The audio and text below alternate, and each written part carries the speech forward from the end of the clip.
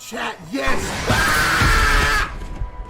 Poppy Playtime. When it comes to discussion about this game, it's usually either about the game's lore, or people discussing things about mob games itself and being shocked that a company doesn't let bad thing. This game also has managed to successfully cause a massive gaslight on the indie horror genre for nearly a year since its inception. It's fascinating in of itself, but I'm not going to talk about that in this video.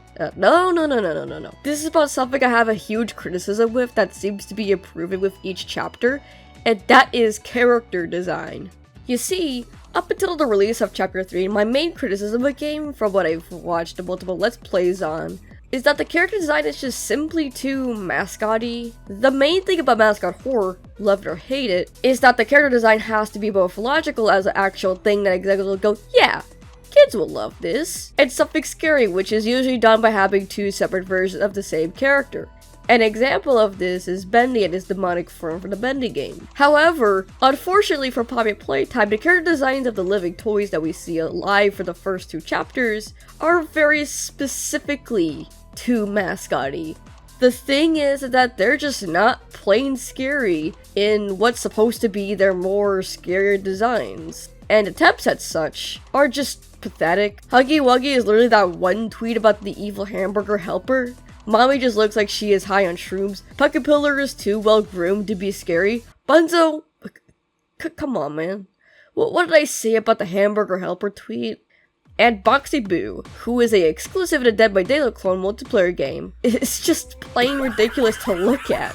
The common problem with these is that they're too marketable to be scary. And while marketability is not an inherently bad thing in this subgenre of horror, the designs that are supposed to be scary are just not scary. In Chapter 3, the designs for the monsters that appear in it are actually good in terms of them actually looking, in a way, scary. The actual smiling critter plushies are creepy unless you have that one thing on where they just stare at you, and it just takes away the creep factor. Anyways, the big dog day and catnap are genuinely scary, though the hallucination catnap is pushing it a bit. Huggy gets an upgrade. What is that? And whom I consider the holy grail of horror character designs is Miss Delight, and not because I want her to pin me down and ferociously make out for her scary design, she is actually horrifying while also following the logic of the game, which is living toys are a part of a weirdly elaborate science project involving organ implants and a flower.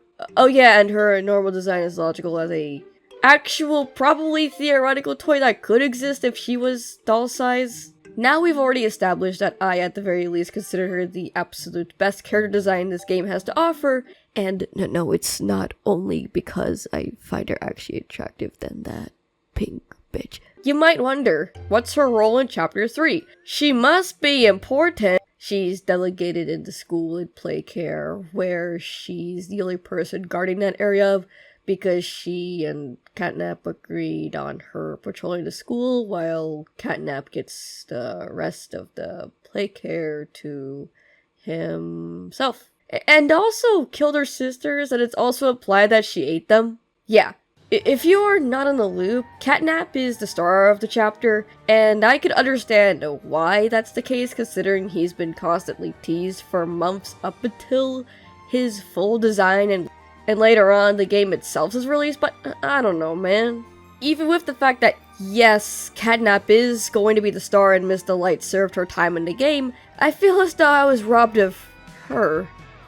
I was robbed of her sweet and dangerous voice. She's just so damn attractive that I just... Look, man, I may be down bad. That's it. That's all I have to say. Anyways, back to the main point is that I hope this means that Mob will put out even more banger designs for Chapter 4, and that the prototype is as frightening as it's hyped up to be, because if it's not, then well, you'll be hearing it from me. Anyways, if you liked the video, I thank you for liking it. Press that button if you want, along with that subscribe button, so it could do the funny algorithm thingies. But yeah, this is the first video where I actually made a script since over a year ago of that tier list video. Jesus Christ.